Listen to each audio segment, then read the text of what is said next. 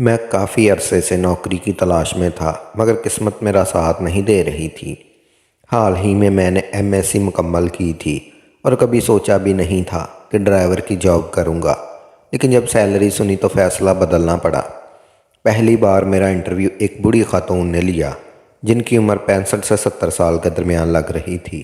میں الجھن کا شکار تھا کہ یہ جاب لوں یا نہیں، لیکن گھر کے حالات اجازت نہیں دیتے کہ انکار کروں۔ جب اس بوڑھی خاتون نے مجھے پرکش سیلری بتائی تو میں حیرت میں مبتلا ہو گیا، کیونکہ یہ رقم میرے پورے 2 ماہ کے خرچ کے برابر تھی۔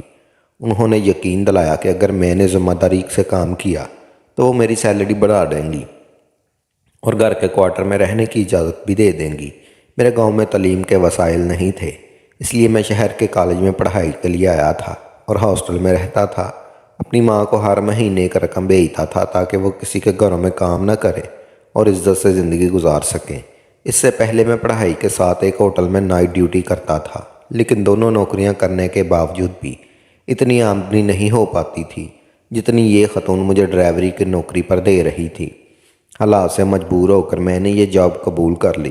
حتمی فیصلہ تب کیا جب وہ لڑکی جسے کالج لے جانے اور واپس لانے کی ذمہ داری میری تھی، میرے سامنے ہی اسے دیکھتے ہی میرے منہ سے بے ساختہ ماشاءاللہ نکل گیا۔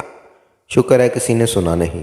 وہی لڑکی تھی جسے میں پارک میں دیکھ چکا تھا اور تب بھی دیکھتا رہ گیا۔ آج بھی وہی حال تھا، حالانکہ وہ مجھ سے 10 سے 15 سال چھوٹی تھی، لیکن اس کا سفید رنگ، نیلی آنکھیں اور گول چہرہ جس پر ڈمپل بنتے تھے دیکھ کر خوشی سے میری آنکھیں چمک اٹھی تھی۔ میں جوانی کے ایسے دور سے گزر رہا تھا جہاں جذبات اور خواہشات حاوی ہو جاتی ہیں، اور وہ میری خواہش بن چکی تھی۔ وہ نظریں جھکائے بیٹھی تھی اور میں اسے نظریں اٹھائے دیکھ رہا تھا۔ اچانک اس کی دادی کی نظر مجھ پر پڑی۔ وہ اپنی نظروں سے مجھے جانچنے لگی، یہ فیصلہ کرنے کے لیے کہ وہ اپنی پوتی کی ذمہ داری مجھ پر چھوڑ سکتی ہے یا نہیں۔ ان کو متوجہ کرنے پر میں نے فوراً نظریں نیچی کر لی اور فرش پر نظریں جما دی۔ قالین اتنی ملائم اور نرم تھی کہ میرے پاؤں کی پھٹی ایڑیوں کو سکون دے رہی تھی۔ بوڑھی عورت نے مجھے ایک لفافے میں ایڈوانس رقم دی جو میری سیلری کا حصہ تھی۔ اس لیے تھا کہ کیونکہ میں نے اسے اپنی سی وی میں لکھا تھا کہ میں 2 نوکریاں کر رہا ہوں، اور انہوں نے میری سہولت کے لیے یہ رقم دی تھی تاکہ میں اس مہینے کے اخراجات نکال سکوں اور اپنے گھر بھی کچھ رقم بھیج سکوں۔ بوڑھی عورت اپنے مینیجر کے ساتھ بات چیت میں مصروف تھی اور میں نے ذرا سا اپنی نظریں اٹھا کر لڑکی کی طرف دیکھا۔ وہ اپنے موبائل میں گم تھی۔ جلدی سے میں نے دوبارہ نظریں نیچی کر لی کہ کہیں اس کی دادی دیکھ نہ لے اور میری نوکری خطرے میں نہ پڑ جائے۔ تھوڑی دیر بعد دادی نے مینیجر سے مشورہ کرنے کے بعد کہا کہ اگر میں نے ڈرائیوری کی نوکری ٹھیک سے کی تو وہ مجھے اپنی پوتی کے لیے بطور گارڈ بھی ہائر کر لیں گی، کیونکہ ان کے شہر میں دشمن موجود تھے اور وہ اپنی پوتی کو کسی بھی نقصان سے محفوظ رکھنا چاہتی تھی۔ میں نے فوراً جواب دیا، جی میں گارڈ کی نوکری کے لیے تیار ہوں۔ ڈرائیوری ویسے بھی مجھے زیادہ نہیں آتی، لیکن میں آپ کی پوتی کی حفاظت کے لیے کام کرنا چاہتا ہوں تاکہ کوئی دشمن اسے نقصان نہ پہنچا سکے۔ دادی نے چشمے کے نیچے سے مجھے گھورتے ہوئے کہا، صبر میاں، اتنے اتاولے کیوں ہو رہے ہو؟ ان کے شوہر سیاستدان رہ چکے تھے جس کی وجہ سے دشمنی عام تھی اور ہر وقت کوئی نہ کوئی ان کے خلاف سازش کرتا رہتا تھا۔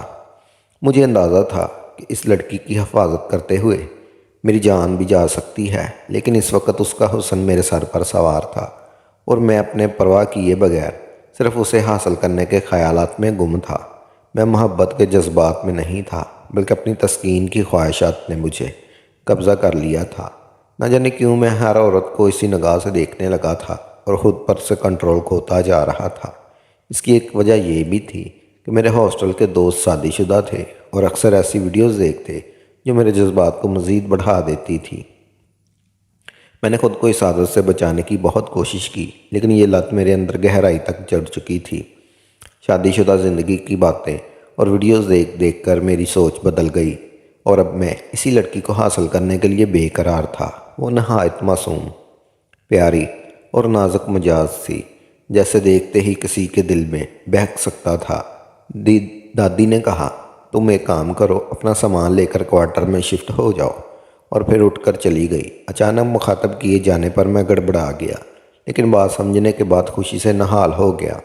میں فوراً ہاسٹل گیا، اپنا سامان پیک کیا اور گنگناتے ہوئے نکلا۔ اسی دوران میرے دوستوں نے مجھے روکا اور حیرانی سے پوچھا، ایسی کیا بات ہو گئی کہ تم اتنے خوش ہو؟ میں نے اسے بتایا کہ میری جاب لگ گئی ہے اور مجھے رہائش بھی مل گئی ہے، اس لیے میں یہ ہاسٹل چھوڑ رہا ہوں۔ وہ حیرت سے دیکھنے لگے اور بولے، ایسی راتوں رات تمہاری کون سی لاٹری نکل آئی جو تمہیں ہاسٹل بھی چھوڑ کر جا رہے ہو؟ میں نے جواب دیا، بس لگی ہے تجھے کبھی تفصیل میں بتاؤں گا، ابھی میں جلدی میں ہوں، سامان ٹرانسفر کرنا ہے اور اماں کو گاؤں رقم بھیجنی ہے۔ میں جلدی اپنا بیگ اٹھا کر ہاسٹل سے نکل گیا۔ حویلی پہنچ کر میں نے اپنے کوارٹر میں سامان رکھنا شروع کر دیا۔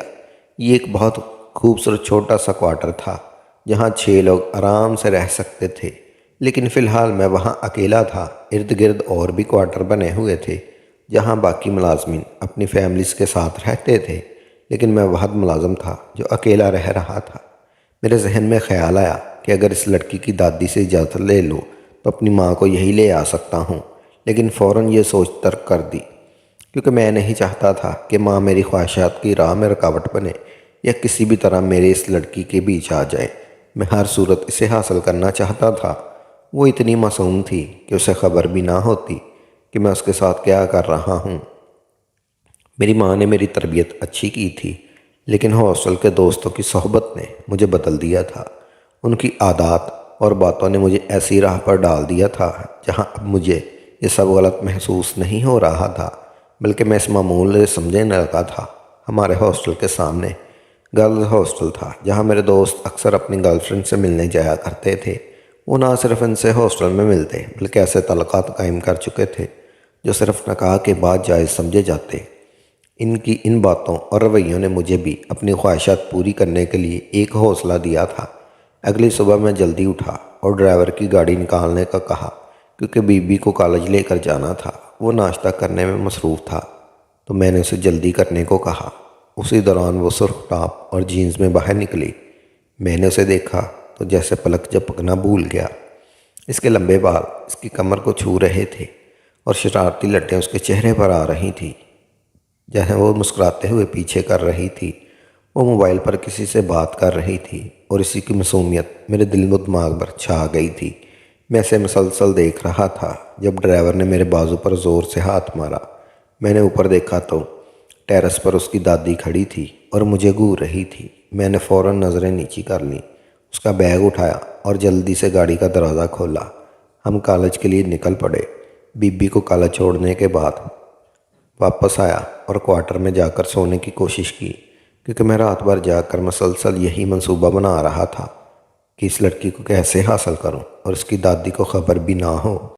مجھے معلوم تھا یہ خاندان بہت با اثر تھا اور اگر یہ سب ظاہر ہوا تو میری جان بھی جا سکتی ہے، لیکن اس وقت میں ان تمام خطرات سے بے نیاز صرف اپنی خواہشات کی تکمیل کے بارے میں سوچ رہا تھا۔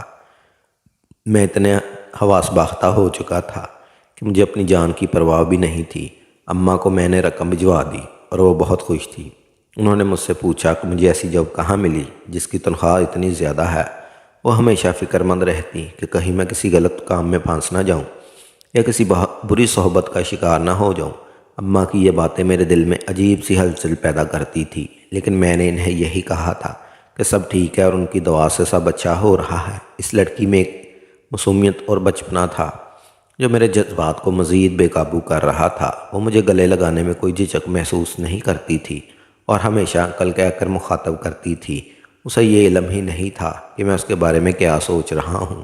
ایک دن کالج سے واپسی پر جب اس کا ٹیسٹ اچھا ہوا تو خوشی میں اس نے مجھے گلے لگا لیا۔ تب غیر ارادی طور پر میں نے اس کو پرائیویسی کے لیے چھوا اور اس بات سے بے خبر تھی اور گاڑی میں بیٹھ گئی۔ اس دن کے بعد میں اسے بہانے سے چھونے کی کوشش کرنے لگا۔ اس کا معصوم رویہ میرے اس رویے کو کوئی معنی نہیں دے رہا تھا اور وہ یہی سمجھتی رہی کہ میں اسے اپنی بیٹی کی طرح سمجھتا ہوں۔ چند دن کے لیے ڈرائیور چھٹی پر چلا گیا اور اس کی ڈرائیور کرنے کی ذمہ داری مجھ پر آ گئی۔ یہ میرے لیے خوشی کا لمحہ تھا کیونکہ میں اب اس آسانی سے اپنی خواہشات کو عملی جامہ پہنا سکتا تھا۔ میں نے اس ذمہ داری کو خوشی سے قبول کر لیا۔ اس کی دادی کو بالکل اندازہ نہیں تھا کہ جس شخص کو انہوں نے اپنی پوتی کی حفاظت کے لیے رکھا ہے وہی اس کی معصومیت کا فائدہ اٹھانے کی کوشش کر رہا ہے۔ ایک دن جب ہم دونوں کالج سے واپس آ رہے تھے تو اس لڑکی نے آئس کریم کھانے کی فرمائش کی۔ میں نے فوراً گاڑی پارک کی اور آئس کریم پارلر لے گیا۔ واپسی پر جب اس کے چہرے پر آئس کریم لگ گئی تو میں نے ٹیشو سے اسے صاف کیا اور ہنسنے لگا۔ وہ بھی مسکراتی رہی۔ یہ پہلا موقع تھا جب میں نے اس کے ہونٹوں کو چھوا، اور اس لمحے مجھے لگا کہ اب میں اپنی خواہشات کے بغیر نہیں رہ سکتا۔ اس دن میں نے فیصلہ کیا کہ آج میں ہر حال میں اپنا مقصد حاصل کر کے ہی رہوں گا۔ آئس کریم کھانے کے بعد میں نے گاڑی کو سنسان گلیوں کی طرف موڑ دیا اور پھر شہر سے ہٹ کر گاؤں جانے والی سڑک پر لے جانے لگا۔ اس نے موبائل سے نظریں ہٹا کر حیرانی سے پوچھا، انکل ہم کہاں جا رہے ہیں؟ ہمارا گھر تو اس طرف نہیں ہے۔ میں نے اسے مطمئن کرنے کے لیے کہا، بیٹا یہ شارٹ کٹ ہے، تمہاری دادی نے کہا تھا آج جلدی گھر آنا ہے، اور ہم نے آئس کریم کھاتے ہوئے کافی دیر کر دی ہے۔ وہ میری بات پر مطمئن ہو کر دوبارہ موبائل دیکھنے لگی۔ میں نے راستے سے 2 جوس کے ڈبے لیے، ایک جوس میں بے ہوشی کی دوا ملا دی اور اسے دے دیا۔ اسے پتہ بھی نہیں چلا کہ جوس میں کچھ ملا ہوا ہے۔ اپنے جوس کو میں نے پی لیا اور ڈرائیونگ کرنے لگا۔ تھوڑی دور سنسان علاقے میں جا کر میں نے گاڑی خراب ہونے کا ناٹک کیا اور ماورا سے کہا، بیٹا تم تھوڑی دیر بیٹھ جاؤ، میں مکینک کو بلا کر لاتا ہوں۔ اس نے کہا، انکل مجھے چکر آ رہے ہیں۔ انکل آپ بھی میری دادی جان کو کال کر کے کہیں، وہ دوسری گاڑی بھجوا دیں گی۔ میں نے ہاں میں سر ہلایا اور موبائل چلاتے ہوئے کال کرنے کی ایکٹنگ کرنے لگا۔ وہ تقریباً 5 منٹ بعد مکمل طور پر گہری نیند میں جا چکی تھی۔ میں نے مسکراتے ہوئے گاڑی کی پچھلی سیٹ پر اسے لٹایا اور گاڑی لاک سے اچھی طرح کر دی اور اس کے پاس بیٹھ گیا، اور اس وقت بے حد خوبصورت لگ رہی تھی اور مجھے تب لگا آج میں جنت کی سیر کرنے والا ہوں۔ اس کے نرم گلابی ہونٹوں کی کشش اتنی تھی کہ بتا ہی نہیں سکتا۔ پھر میں جیسے ہی اس پر جھکنے لگا تب وہ ایک دم سے اٹھی اور ایک تماچا میرے منہ پر مارتے ہوئے کہا، یہ کیا کر رہے ہیں انکل؟ آپ کو شرم آنی چاہیے، میں آپ کی بیٹی کی عمر کی ہوں۔ آپ کو کیا لگا کہ میں اتنی بیوقوف ہوں کہ مجھے پتہ نہ چلے کہ گڈ ٹچ اور بیڈ ٹچ کیا ہوتا ہے؟ میں آپ کے ارادوں کو بھانپ چکی تھی، اس لیے میں نے آپ کا دیا ہوا جوس نہیں پیا بلکہ پینے کا ناٹک کیا تھا تاکہ میں آپ کو موقع پر پکڑ سکوں۔ اور آپ کو نہیں پتہ تب سے میری دادی بھی کال پر موجود ہیں اور یہ سب سن رہی ہیں۔ آپ نے کیا سمجھا آپ بچ جائیں گے؟ اس نے غصے سے کہتے ہوئے جلدی سے اپنا بیگ اٹھایا اور گاڑی سے نکل پڑی۔ میں ابھی اسے روک نہیں لگا تھا کہ پولیس کا سائرن بجنے لگا اور مجھے پتہ بھی نہ چلا کہاں پولیس نے مجھے کب گرفتار کر لیا۔ ہوش مجھے تب آیا جب جیل میں جا کے انہوں نے میری خوب دھلائی کی۔ تب میرے سارے جذبات جاگ کی طرح بھاگ چکے تھے اور میں نہایت ہی شرمندہ تھا کہ میں نے یہ کیا حرکت کر دی۔ اب میں کسی کو بھی منہ دکھانے کے قابل نہیں رہا اور میری نوکری بھی مجھ سے چھوٹ گئی تھی اور ہاسٹل بھی چھوڑ آیا تھا۔ اب مجھے یہی خدشہ ٹک رہا تھا کہ یقیناً وہ بوڑھی عورت مجھے کڑی سے کڑی سزا دلوائے گی۔ اچانک مجھے اپنے کانوں میں ٹک ٹک کی آواز سنائی دی۔ جب میں نے نظریں اٹھا کر دیکھا تو وہ مارا اور اس کی بوڑھی دادی میرے سامنے کھڑی تھی۔ میں نے سر اٹھا کر اوپر دیکھتا کہ میں ان کے غضب کو بھانپ سکوں۔ وہ مجھے غصے سے گھور رہی تھی۔ اس کی دادی کی سیکرٹری نے جلدی سے انسپیکٹر کو بلایا۔ انسپیکٹر بھاگتے ہوئے آیا اور اس بوڑھی عورت کے سامنے ادب سے کھڑا ہو گیا اور بوڑھی عورت کی بات سن کر کہنے لگا، جی جیسا آپ نے کہا بالکل ویسا ہی ہوگا۔ میں نے اسے ایک سنگین ڈکیتی اور زیادتی کے کیس میں پھنسا دیا ہے۔ اب کوئی بھی وکیل اسے باہر نہیں نکال سکے گا۔ اسے یا تو پھانسی ہوگی یا عمر قید ہوگی۔ انسپیکٹر نے سر جھکاتے ہوئے ساری تفصیل بتائی اور یہ سنتے ہی میں صدمے میں چلا گیا کہ اتنی سنگین غلطی پر مجھے ساری زندگی جیل میں گزارنی ہوگی۔ میری ماں کا کیا ہوگا؟ کیا وہ اپنے بیٹے کو کبھی نہ دیکھ سکیں گی؟ انہیں تو کچھ بھی پتہ نہیں ہوگا کہ میں اس وقت جیل میں ہوں یا ہاسٹل میں۔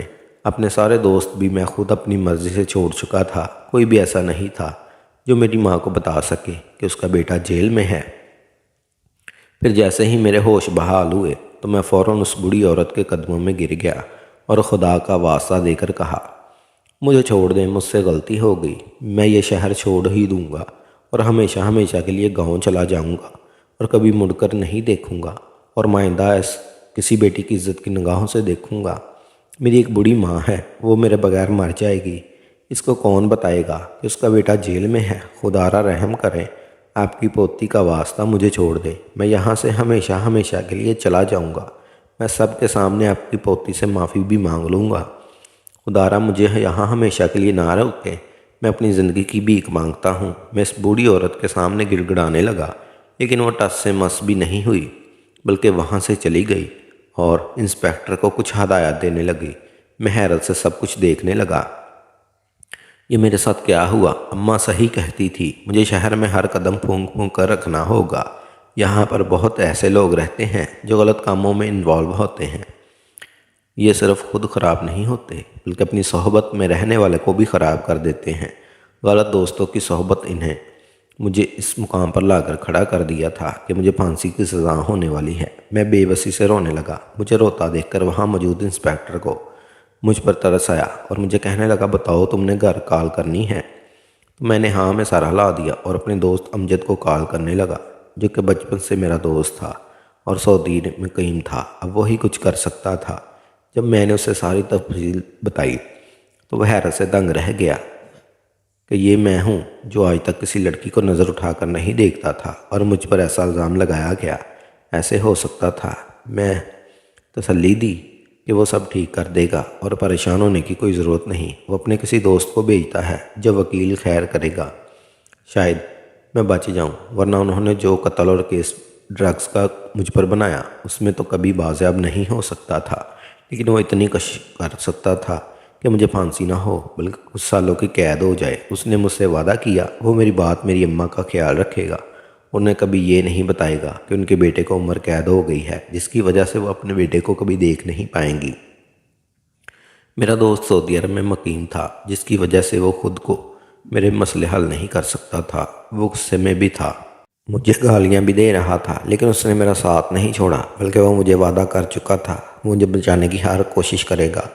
لیکن انسپیکٹر نے اتنے اسٹرانگ کیس میں مجھ پر عمر قید ہو گئی۔ میرے دوست کی کوشش بھی ناکام ہو گئی، بلکہ میری ماں کو بھی پتہ چل گیا کہ ان کے بیٹے نے یہ کیا حرکت کی۔ جس دن مجھے عمر قید ہوئی اس دن وہ آئی اور انہوں نے پورے زور سے مجھے میرے منہ پر تھپڑ مارا اور کہا آج سے وہ سمجھے گی ان کا بیٹا کسی حادثے کا شکار ہو کر مر گیا۔ ان کا بیٹا ایسا ہو ہی نہیں سکتا جو ایک لڑکی کی عزت تار تار کرتے ہوئے پکڑا گیا۔ میں بے بسی سے اپنے کی طرف دیکھ رہا تھا۔ میری غلطی اتنی تھی کہ میں نے ہاسٹل میں ایسے لڑکے کے ساتھ رہائش رکھی جو طرح کے کاموں میں اول درجے پر تھے۔ میری ماں مجھے ہر بار سمجھایا کرتی، لیکن میں جذبات میں گر کر بہت غلط فیصلہ کر چکا تھا اور اب مجھے اس فیصلے کو ساری زندگی کے لیے بھگتنا تھا۔ مجھے تب ہی سمجھ جانا چاہیے تھا جب اس بوڑھی عورت نے مجھے یہ بتایا تھا کہ ان کا تعلق سیاست سے ہے۔ مجھے اس گھر سے دوری اختیار کر لینی چاہیے تھی اور ان کے گھر کی بیٹی کو اس طرح بری نگاہوں سے نہیں دیکھنا چاہیے تھا، مگر نہ جانے میرے دل میں کیا خیال آیا کہ میں اس حلال طریقے سے حاصل کرنے کی بجائے حرام کی طرف نکل پڑا تھا۔ مجھے معلوم ہو گیا تھا شاید میں اسے اپنی بیوی نہیں بنا سکتا، اس لیے میں نے اسے غلط نظروں سے دیکھنا شروع کر دیا تھا اور اس کو حاصل کرنے کے لیے غلط ناجائز ترکیبیں سوچنے لگا۔ اس میں بھی زیادہ ہاتھ میرے ہاسٹل کے دوستوں کا ہی تھا اور ان کے آگے دوستوں کا بھی، جو مجھے ہر وقت فون پر سمجھایا کرتے تھے کہ کس طرح میں اس لڑکی کو حاصل کر سکتا ہوں۔ اس پر شاید زیادہ غلطی دوسروں کی نہیں تھی بلکہ میری اپنی تھی۔ میری اپنی بے جا خواہشات کی وجہ سے یہ سب ہو رہا تھا کہ ماں نے بیٹا ماننے سے انکار کر دیا اور جس لڑکی کو میں نے حاصل کرنے کی کوشش کی اس نے مجھے ہمیشہ ہمیشہ کے لیے جیل میں بند کروا دیا، دوسروں کے لیے برکتہ نشان بنا دیا۔ شاید ہم جیسے لوگوں کا یہی حال ہوتا ہے جو جائز کو ناجائز طریقے سے حاصل کرنا چاہتے ہیں۔